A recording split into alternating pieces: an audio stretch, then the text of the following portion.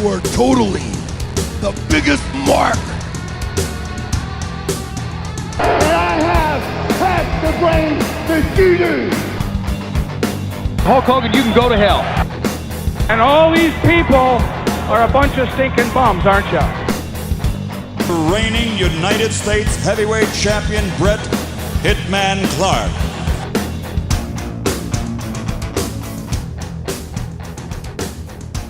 Hey everybody, it's we're back again, and it's late to the Nitro party. Today, me and Grant were supposed to give you a special report on Fall Brawl 96, but Grant is having some internet issues, so it's Clay and Zach for this one. I watched this show about 2 or 3 weeks ago, so I'm going to give you a quick rundown of what happened at Fall Brawl 1996, which took place in Winston-Salem, North Carolina at the Lawrence Joel Coliseum. 11,300 people came out to see it. It drew a pay-per-view buy rate of a .65, which equates to approximately 230,000 or so pay-per-view buys. This show starts out, we get a little NWO promo package. We see Luger's car pulling up. Exciting shit. First match, Diamond Dallas Page versus Chavo Guerrero. You will remember that DDP is feuding with the entire Guerrero family. I actually think Hector is going to get involved later on down the line. I did notice lots of NWO shirts in the crowd. NWO is getting over. So their shirts went on sale like a week earlier. Mm-hmm. So they all got them, probably at the stadium. People are buying the shit out of these things. Your typical plucky underdog versus the bigger, stronger heel. Chavo starts out hot. They immediately go to the outside, which is a theme for WCW pretty much till the end of the company. DDP starts, Come on, Clay. I'm trying to figure out my notes here. Y'all can fuck off. Chavo starts whipping DDP with a belt, and the ref just lets him do it, so there's no DQ. We all know how this match is going to end.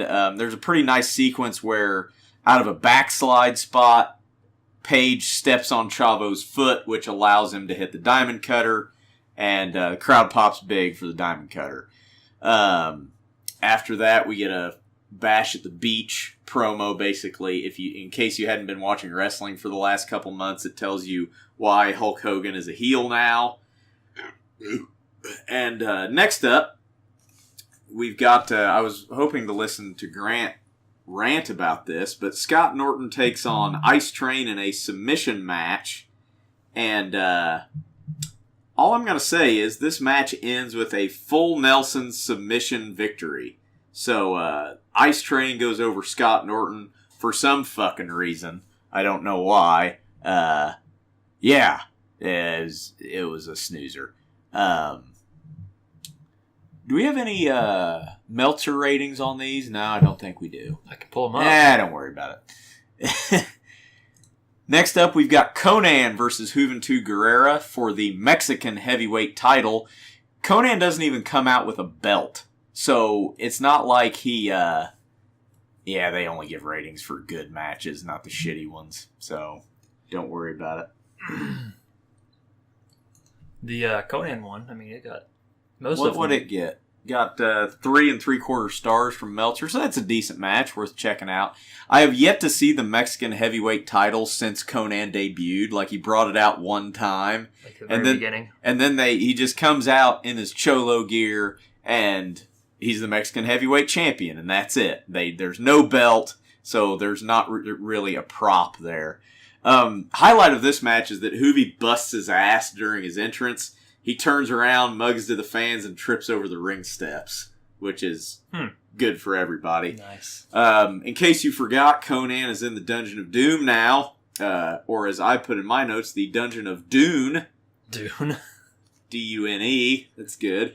I don't get it. I was just tired when I did this. Another big guy versus small guy match. Conan is tossing Hoovy around. A lot of power moves. Tenay says something pretty funny, is that he is trying to identify with the Cholos of Mexico.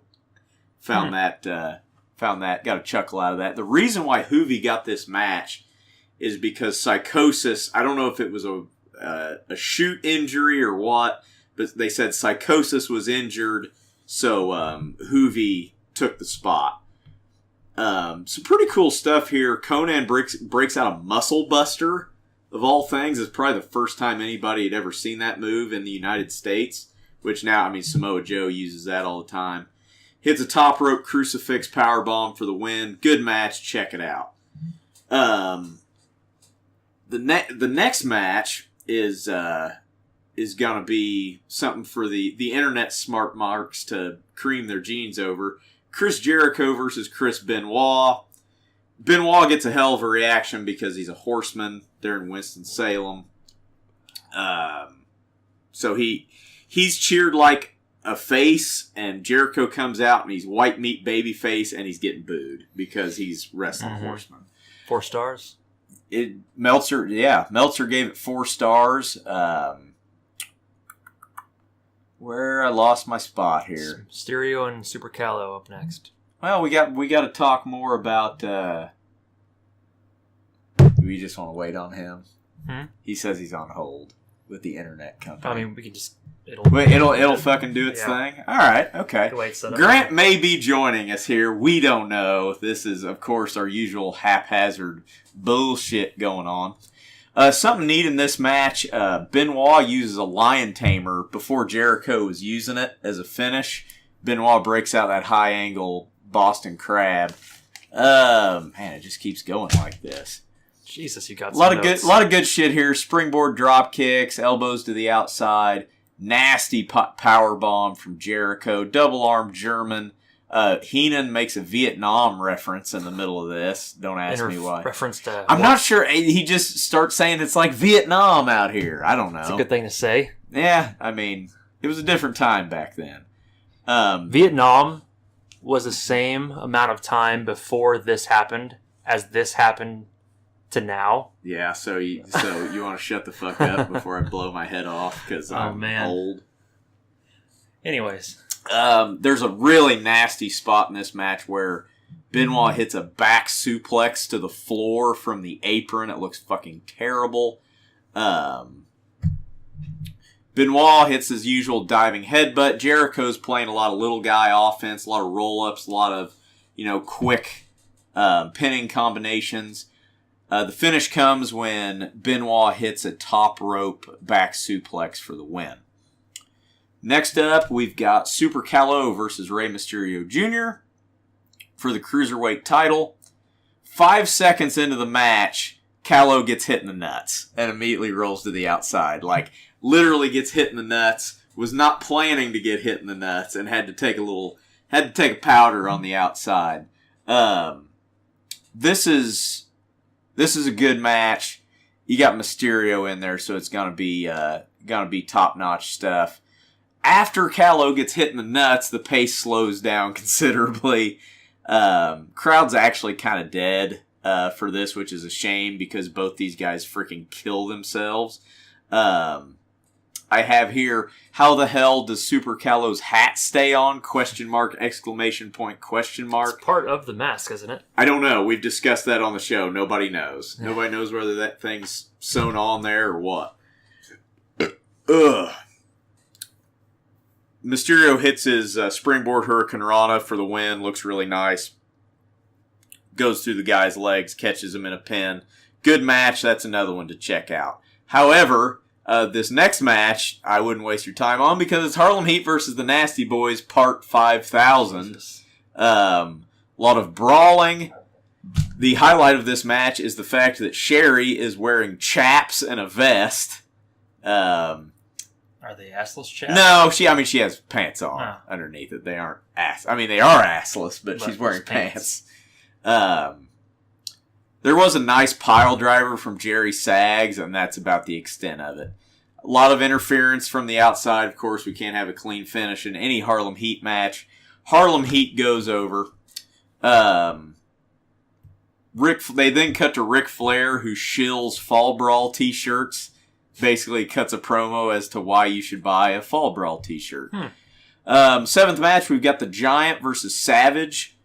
Mike Tenay does an interview with Savage prior to the match, and you'll notice something I caught.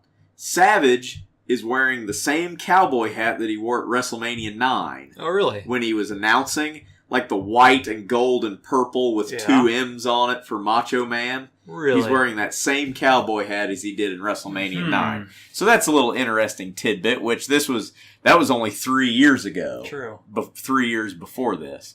It's kind of weird because on the network, the Giant still has like the Dungeon of Doom music, even though he's technically in the NWO now. I don't know if that's something just on the network or if that was how it went down live. Nick Patrick is the ref. We can already see the Giant starting to gain weight. Like he's noticeably thicker than he was even a year ago. Until 15 years from he's putting on some bulk. The Giant starts using more moves. He uses a Boston Crab in this match, so like a side slam. He's really expanding his offense. One real impressive thing: the Giant gets up for a scoop slam for Savage, which is impressive for a guy that on both ends of that, for Savage and the Giant for being able to get up for that. It's probably more work for the guy getting slammed. Yeah, because you got a brace and all that stuff. You're using a lot of upper body strength to kind of just hold yourself. Hogan comes out, causes a distraction. Remember, we've already announced that the main event for Halloween Havoc is going to be Savage versus Hogan. Biggest reason for that is that Slim Jim is the title sponsor for Halloween Havoc, so we got to have Savage in the main event. Hogan comes out and does this long, elaborate distraction. Nick Patrick, who we know is a bad ref on purpose, is checking on the Giant for fucking ever. Like, it takes 3 minutes, probably. Giant wins. End of story. No surprises there. We then get a Halloween Havoc promo as the cage comes down for War Games. So wait, hold on. Savage loses. Mm-hmm. But like you said, then he gets a title shot. Well, it was already announced. He had the title shot even before this. But it makes no sense. Obviously, business-wise, it's... So the reason why this match happened this way, Savage and the Giant were supposed to feud because the Giant dropped the ball at Hog Wild. But the Giant wasn't supposed to be in the NWO at this point because it was supposed to be Davey Boy Smith. So because they had to call an audible and the Giant joined the NWO, we have this match anyway, and it becomes an NWO type deal. So, but Randy loses. Yes. And gets a title shot. Yeah. So that's the fucking way it happens today. Jinder Mahal's the fucking heavyweight champ. How many matches did he lose in a row?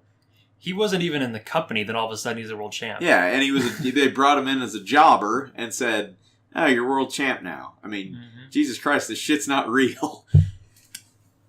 All right, good. Where are we at? I'm drunk. Main event. Main event, yeah. War Games. The, what do they call it? The Match Beyond? I don't think they call it that anymore. They used to. We've got Arn Anderson, Flair, Sting, and Luger versus Hogan, Nash, Sting, and Hall. This match, this is so stupid. It makes the baby faces look like frigging morons. So Sting is out. They think Sting has changed allegiances. They do this interview with Flair beforehand, or Flair and the other two guys, and he's like, with Sting or without him, we're moving forward. Not, okay, Mongo's in the match now. Mongo didn't even wrestle tonight. Why can't we have a replacement? Didn't pay attention to detail in that whole angle there. Like, it makes the baby faces look like frigging idiots. Because, like, why would you not... replace him. You can have a replacement. There's nothing that says you could have a replacement and still have Sting come out and do his thing like he does in the match. And it doesn't make the baby faces look like moron schlubs. That is my biggest problem with this. Hey, Grant's calling. Bring him in here. Get him on in here. And we're trying. Get him in there. It is not working. Hey, what's up? Hello. What's going on? So, you get your shit figured out? Hello. Calling from your phone? No, not really. Apparently, Spectrum Internet isn't competent enough to do the only thing they do with their business for an entire fucking metropolitan city. Yeah, your quality is horrible. Yeah, you sound terrible. And, well, Yeah. Yeah, you sound really bad. let me call back. Okay. Let me call back because I'm using my phone right now. Okay. Okay. Yeah. All right then. So, Clay, continue. So, well, I figured we'd just do it over if this works, but... No, we've already done it. Just... Okay. Fair enough. I'll get Grant's thoughts on the Ice Train match later. So, if you don't know what happened on this already, we can edit all that out. It's fine. Editing's for pussies. Yeah. Main event. So, starts off, Arn Anderson. The baby faces look like idiots. We got that point across. Arn Anderson starts off as he starts off every War Games as he should. It's Arn Anderson and Hall. They start off. Crowd's pretty... This match itself isn't anything special, but the crowd is freaking super hot for it, so it makes it okay. Dusty Rhodes on commentary keeps using the phrase "the aura of war," and if you can imagine Dusty Rhodes trying to pronounce the aura of war, baby.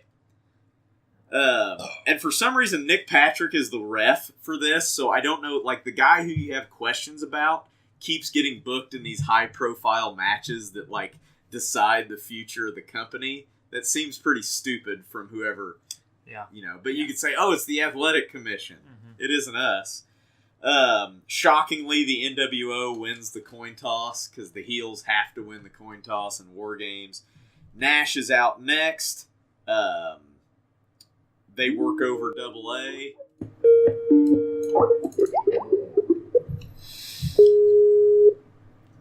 Jesus. You there?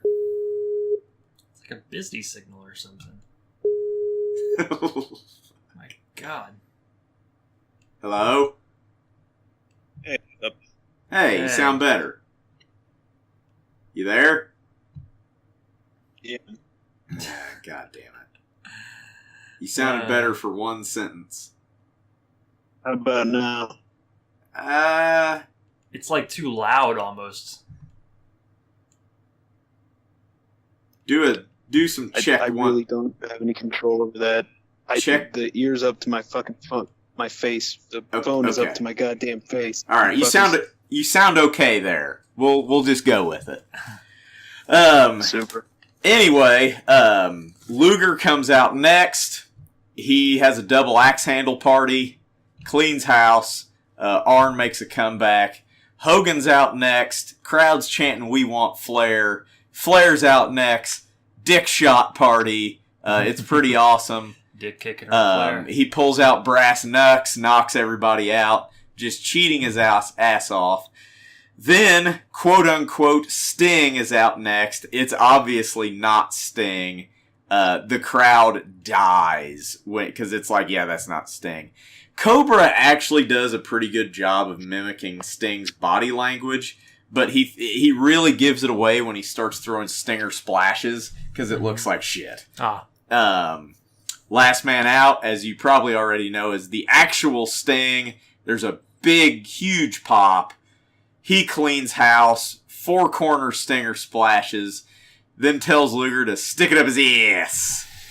So, good for Sting. Way to have a backbone. NWO wins War Games. Luger then does this really bad acting job where he's crawling towards the back up the ramp yelling for Sting.